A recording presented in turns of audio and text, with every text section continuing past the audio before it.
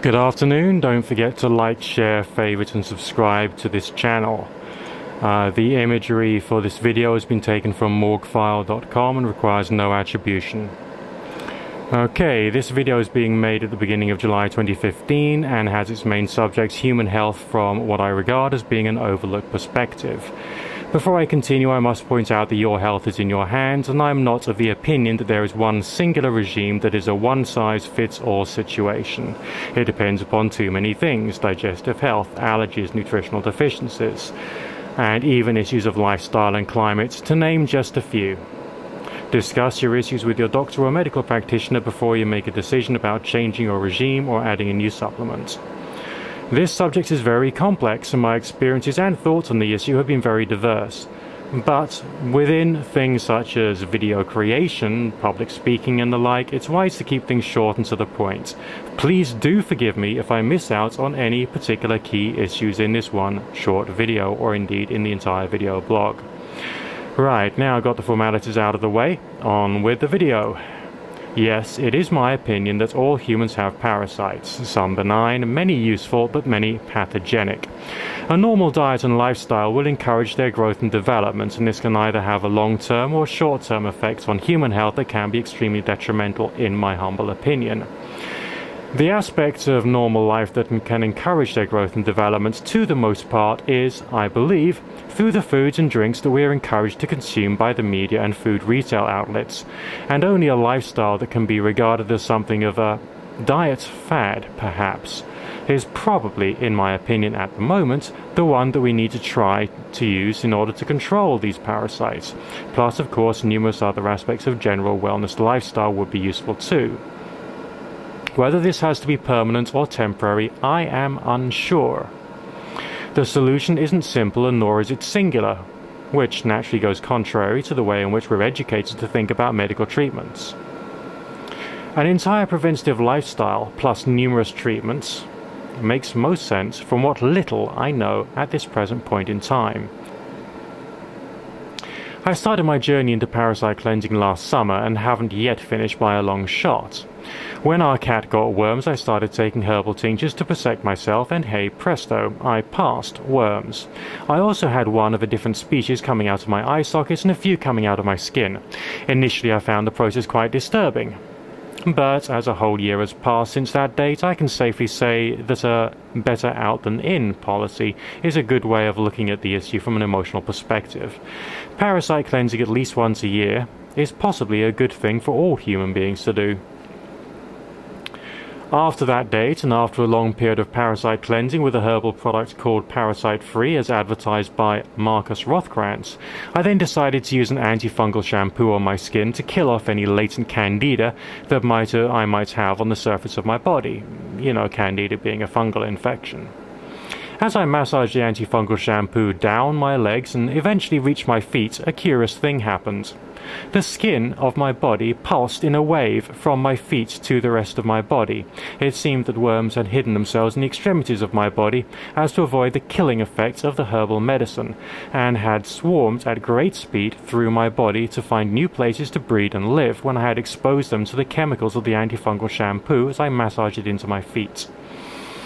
I will point out that at the time when I was taking that particular herbal treatment by Marcus Rothkranz, I was not a raw vegan. At about Christmas time, which would have been Christmas 2014 prior to January 2015, I went to a party and shared a bowl of nachos with cheese with a nice lady. Whilst I was eating it, I suddenly felt rather queasy in my stomach. I tried to concentrate on the sensation inside me and started to realize that the queasiness was probably the result of a rather large worm moving around inside me to get at the food source. The food source, of course, being the dead, lifeless fast food I was eating. Both the fact that I didn't manage to get free of parasites when under the influence of the parasite-free medication, when not being a raw vegan, and also feeling these extreme sensations when eating junk food after a long parasite cleanse lasting a period of 3 months or more, started me believing that one particular frequently overlooked sentence that's mentioned in the book on raw vegan healing, again by Marcus Rothkrantz and called Heal Yourself 101, could have some validity, namely that there is a medical irony.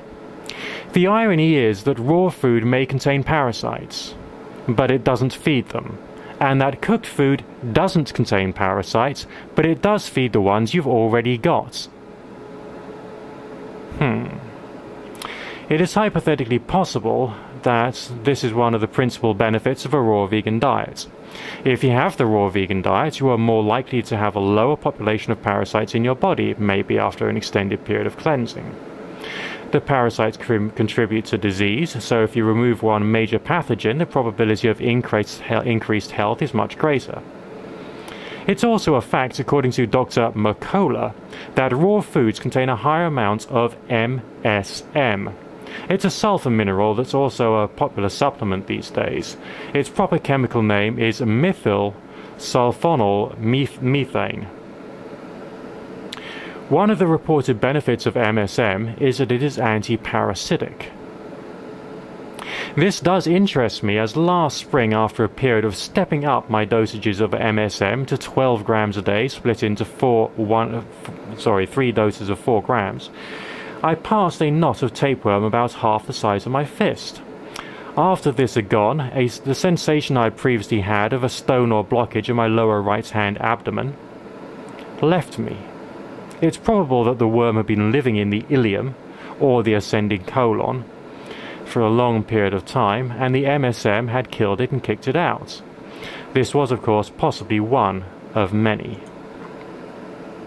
I do believe that I probably increased my dosages of MSM too rapidly, and caused a massive detox reaction that made me feel sick for 2 weeks, which was when I did my last 6-day fast to help remove the toxins from my body.